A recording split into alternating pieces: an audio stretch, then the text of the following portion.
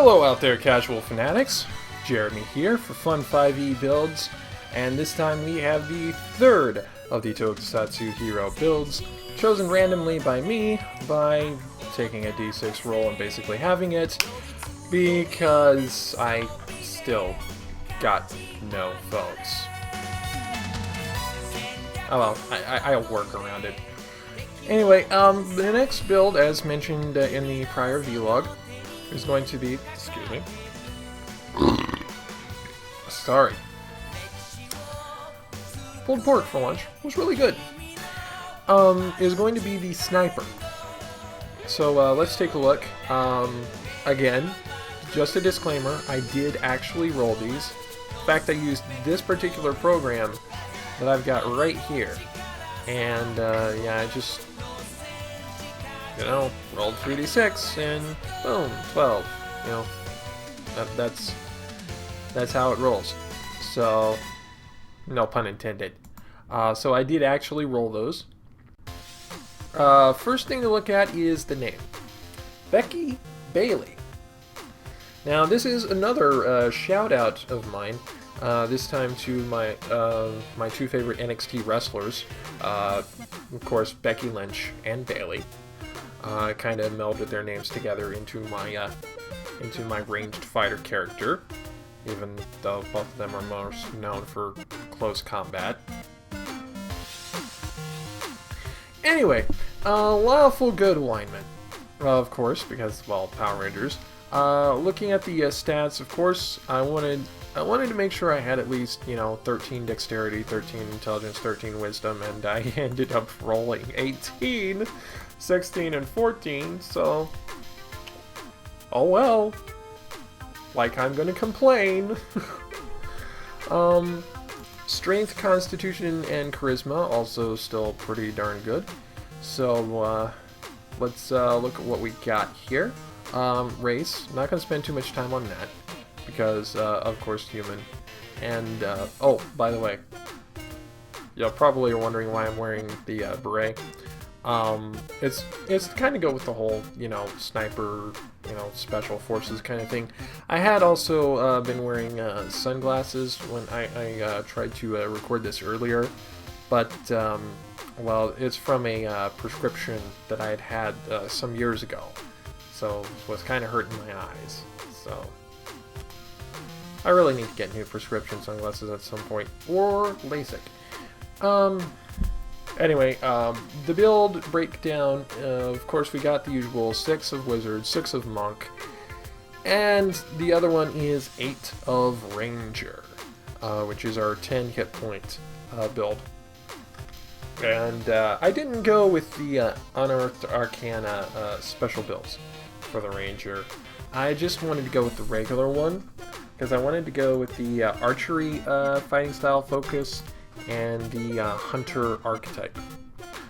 Now, she has 2 favorite enemies, and I kind of went with ones that I thought would be what kind of creatures that she'd normally be going up against as the member of a Super Sentai / Power Rangers kind of outfit. So we have beasts and monstrosities. Makes sense. And her favorite terrain doesn't really make that much of a difference. Unfortunately, rock quarries are not amongst the possible favorite terrains. So instead I went with coast and forest, because you see a lot of those in various different Power Rangers shows. Her Hunter's Prey feature, for her I've chosen Horde Breaker, and her defensive tactic is Escape the Horde. Both of them are primarily used for fighting massive amounts of enemies.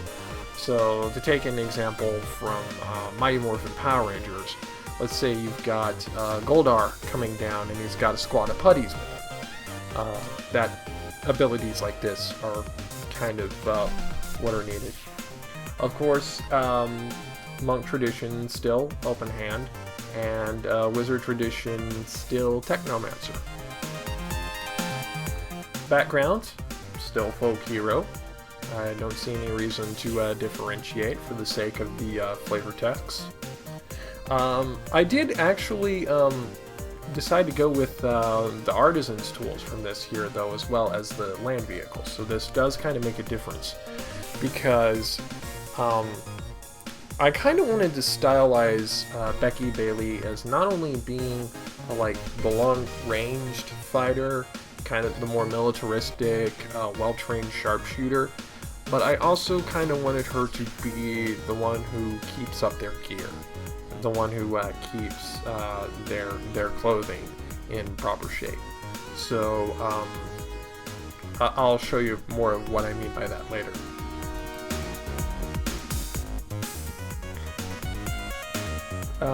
I went with one set of ability score improvements for her, so I picked dexterity and strength for that, and then I decided to pick a few feats to help her out. The first of which is the Sentinel ability, and what that means is whenever she hits with an opportunity attack, meaning whenever people are trying to run away from her, whenever she hits with her attack, she pins them down. For the rest of the turn, they can't move. They're immobilized. And creatures within 5 feet are able to provoke opportunity attacks, even if they attempt to just disengage, or basically shifting out of range, out of melee range. So that's a really big way to be able to pin creatures down, so that if they realize they're in bad shape, they can't get away. You have them locked down, and you are going to kill them. And in fact, whenever one of those creatures tries to make an attack against a target other than you that isn't a sentinel, you can use your reaction to attack and that creature. So say, you've got them locked, you've got it pinned dead to rights, and then a putty goes over and attacks your buddy, you can whip around and boom, pop him. Sharpshooter.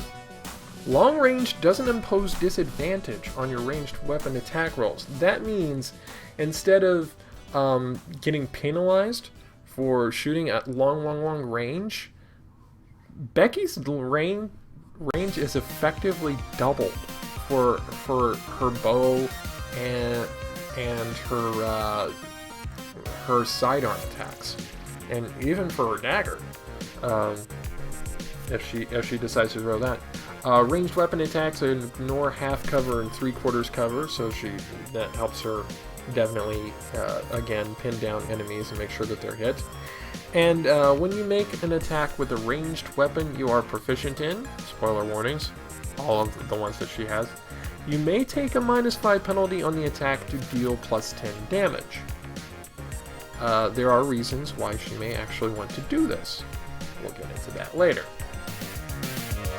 And last feat, Weapon Master took the bonus to dexterity, and then gave her proficiency with the longbow, the laser pistol, sidearm, unarmed strike, monk fighting abilities, and the dagger, in case she ends up having to get up and close and personal.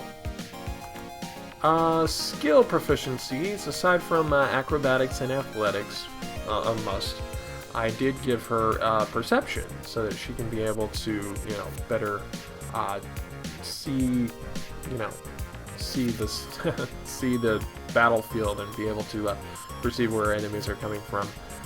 Language choices, again, not that big of a deal. Weaver's tools, that's what I gave her proficiency in, so again, that she can help keep up their equipment. Speaking of equipment, dagger, again, for close range, if someone gets in really close, or she can throw it at range 60. Longbow, look at that range. She can fire off her longbow at 600 feet. For those of you who are more familiar with 4E, each square is 5 feet. So let me pop up my calculator here. A range of 600 feet That's 120 squares. I don't know of any maps in any possible campaign that are that big. So basically, anywhere on the field, she can hit it. And of course, her laser pistol for sidearm. 120, still really great distance. And of course, I gave her, you know, she's got her arrow, she's got the quiver. She does have her weaver's tools. I forgot to put it in here, but she does have the chaos fuser, so that she can have her spell book and her transformation abilities. And magic, I'll actually get into this a little bit later, because magic kind of works a little bit differently since she is multi-classed, and since she is able to use ranger capabilities. So yeah, that does change how things work. She only has 3 slots up until 5th level, in which she has 2. But 2 slots, you can use those 2 5th level slots for very powerful things. And again, I'll get into that a little bit better when we're going more into detail on what her spells are. So let's take a look at the main part of the character sheet and get kind of the basis of what's going on here. That dex though, 21 dex. +5 modifier. That's huge. That's huge. God, I've become Donald Trump. God help me. 18 passive perception, 13 passive investigation, pretty good, and 12 passive insight, not too bad. Of course, because she is a D10, she's got hit points for days, and that armor class is pretty big now. But of course, since she does have mage armor, that's 13 plus her dex mod, so again, 18 armor class, which for D&D 5e is pretty good. Alright, look at those attack rolls. +11 to attack on everything. And this is what I was talking about earlier with the sharpshooter feat. +11 to attack is a really great attack roll, don't get me wrong. But if you want to risk taking that -5, but since it is so high, you can afford sometimes to take a risk to take that -5 penalty, make it a +6 to attack. And instead of, you know, say she's taking out her bow at long range and using her sharpshooter, and instead of, you know, getting almost a guaranteed hit with a +11, she can decide to take a little risk and instead do 1d8 +5 piercing damage. Or 1d8 +15 rather, piercing damage. And I know it seems odd doing that, but keep in mind, the bonuses, that +10 is a guaranteed +10. So at that point, you are guaranteeing that no matter how you roll on your damage, if you hit, you're doing at least 16 points of damage. And in D&D 5e, 16 points of damage is nothing to sneeze at. I mean, it's not a fantastic amount of damage, but it is still pretty darn good.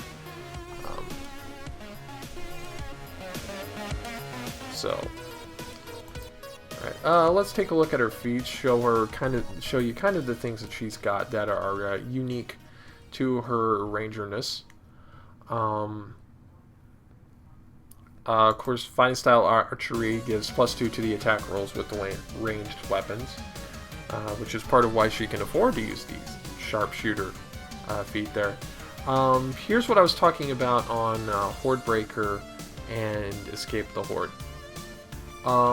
With Horde Breaker, once per turn, when she makes a weapon attack, she can make a second attack with the same weapon against a target within 5 feet of the first. What that means is that again, let's pick up the previous example of Goldar with the field of putties. Becky aims at one of the putties, takes it out, and then there's a putty right next to it. She shifts her aim slightly. Boom! Pop, pop. And as for the defensive tactics, escape the horde, opportunity attacks against her have disadvantage, which means if she's in a tight spot, like surrounded by a group of minions, she can get out and come out relatively unscathed, if at all possible. Alright, now let's look at what magic she's got. Of course, she does have the wizard cantrips that she can use at any time. We'll go into more detail on what some of these do. You'll notice here that she knows quite a bit of spells here for first and second level, but some of them have the dots by them. That's basically to differentiate which ones are ranger and which ones are wizard. The ones with the dot are the ones that are wizard. So yeah, so that does make a difference on how she can cast them. So let's get into some of her unique spells here. Cordon of Arrows. This is basically the setup, the trap setup one. What Becky can do with this spell: she can place up to 4 pieces of non-magical ammo in the ground. Basically, stick 4 arrows, point side up in the ground. And whenever a creature other than you, or any exceptions that she designates, so she can say, not my buddies, comes within 30 feet of that ammo, 1 flies up and hits it for 1d6 piercing damage. I know, it doesn't sound like a lot, especially when you consider that they can make a dex save and not take any damage whatsoever. But look at this here for the higher levels. 2 additional pieces of ammunition that you can use per slot level above second. So with one of those 2 5-level spells, you can set up this trap and have 10 arrows ready to strike fools that are running at you. And then use the remaining 10 in your quiver to pop. And yeah, 1d6, not a lot of damage, but it's almost guaranteed damage. And the save that they've got to make is not an easy save. It's either, for that, it's a 16. They have to make a 16 dex roll. So if they're not particularly speedy little critters, they're getting an arrow up the butt. Ensnaring Strike, another ranger spell. This one's a concentration one. When you hit with your weapon attack, target must pass a strength save or be restrained. Basically kind of a pinning shot. If they're large creatures or larger, like say about the size of a dragon maybe, they do have an advantage on the roll. While they're restrained, target takes 1d6 piercing damage each turn until they save with a strength check to break free. Now, say you cast it with one of those 2 5th level slots. Well then, that's 5d6 piercing damage each turn. That's about 30 damage every turn until they manage to get free of the restraint. So, if they're having a real hard time making that DC 16 save, they can take round about 30 points of damage every turn. Even if you go by average of it, they're still taking about 15 to 20 points of damage every turn. And that adds up. You can basically, with this, you can basically choke a creature to death. For lack of a better phrase. Hail of Thorns, another concentration spell. Duration 1 minute. With your next ranged weapon attack, each creature within 5 feet of the target takes 1d10 piercing damage, save for half. Now, again, if you use one of those 5 level spell slots, then you're doing 5d10 damage to everyone within 5 feet. 50 points of damage is brutal. If you're able to roll max damage, it's brutal. Even if you're only able to get like 30 or 40, that's still, especially in D&D 5e, that's a lot. You're going to be killing people with the Hail of Thorns. And that's to each creature.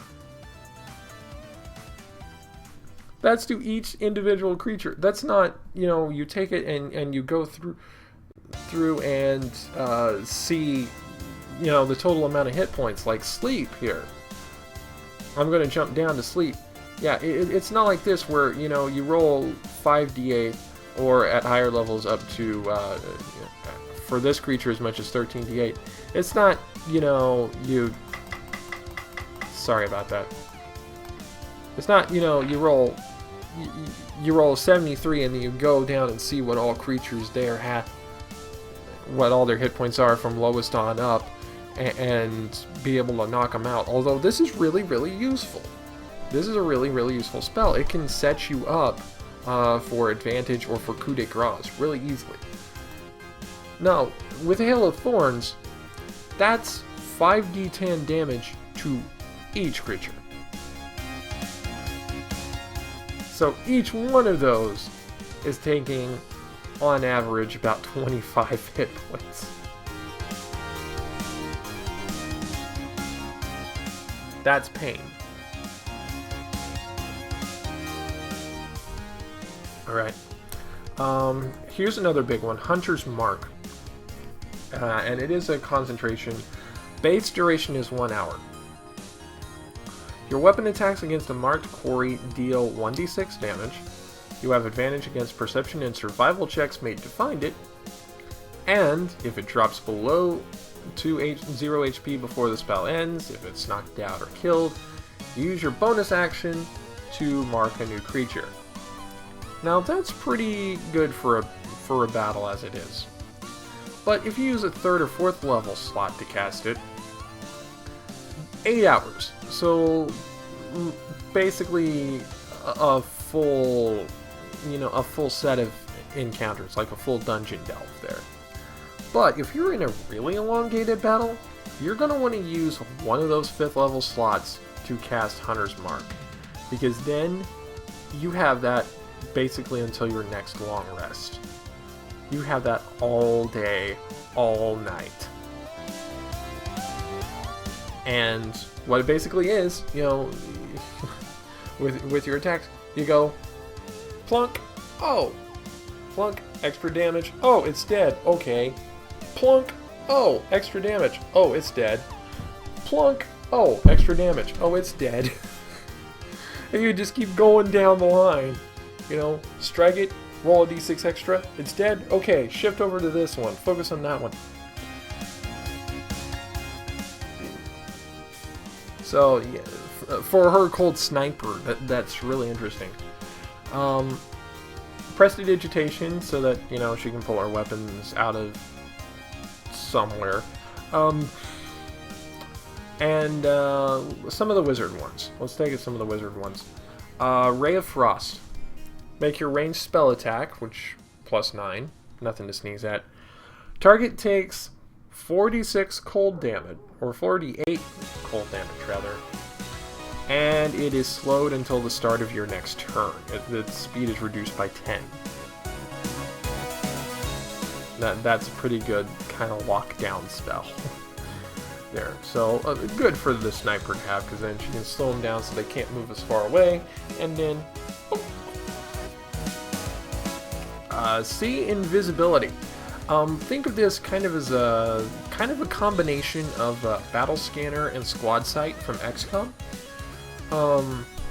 Because what it is basically, if someone's trying to go invisible or hide on the ethereal plane and make a surprise attack, they're not going to startle her. she can see them. And what she sees, she will kill. Oh, you're over there trying to sneak up on my buddy Na Young?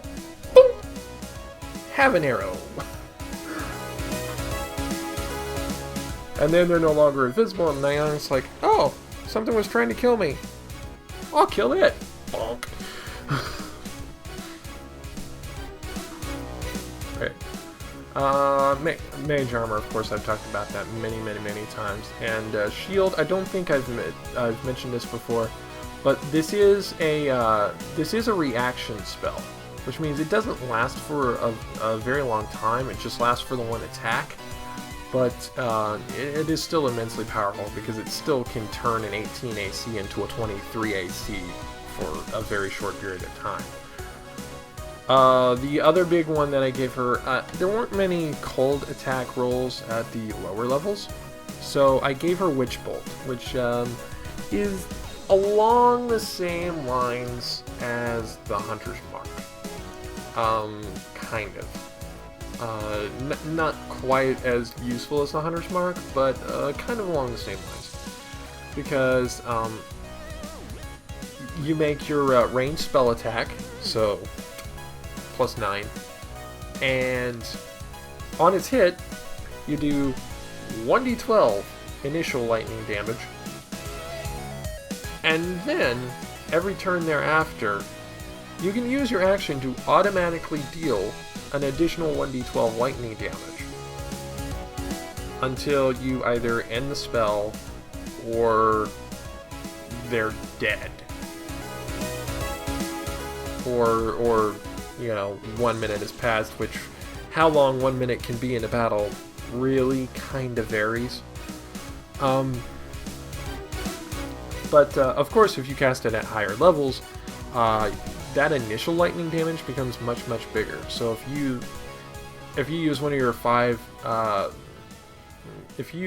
of your fifth level slots to cast Witch Bolt, that's 5d12 right up the top. So that's maximum 60 points of lightning damage. And then up to 12 additional lightning damage every turn until they're dead, or you decide you're bored of shocking the monkey. I should probably rephrase that. Until you're bored of shocking the living life out of whatever comes in your way. Much better. So yeah, that can be a killer as well. So not only is she a good weapon sniper, she's a good spell. Even though I didn't give her the feat, she's a very good spell sniper. Because even for if she only stays like 60 feet out, if she's not plugging you with her arrows, or she's not setting up tracks for you, she's throwing out the Witch Bolt, throwing out the Ray of Frost, giving her time to get set up for the perfect shot. And, sorry for bumping my desk here. That's... girl's got power behind her. So, so far, the first 3 ones I've done have been the girls of the group. But we are finally to the 2 males. And you can decide which one we do on the next episode in 2 weeks. And after that, 2 weeks after that, I think I'll do another 3d6 random, and then do whatever remains of the Tokusatsu heroes. So, what I'd like you to do, #brawler, #techie. Remember the last vlog, responsible hashtagging procedures? This is where we test those. Using one of those 2 hashtags. Comment down below, let me know which one you want to see, or send it to me on Facebook page, facebook.com/casualmodepodcast. Let me know on Twitter, shadowbird712, and we're still on the road to 100 subs, getting ever closer. As of the time of this recording, we're at 96, so we're just 4 away. 4 more people, and then you get a question and answer session and a special old school podcast of casual mode once in a lifetime, alongside David of Ace of Hearts Gaming. Be sure to send in your frequently asked questions. I'll put the email right down here along the bottom so that you can see that, and also put it down in the description. And if you like what you've seen, please subscribe and share it with your friends. Join the Casual Fanatics. You're not going to regret it. I hope. So until next time, I'm Jeremy. This has been Fun 5e Builds on Casual Mode. Keep it casual, y'all.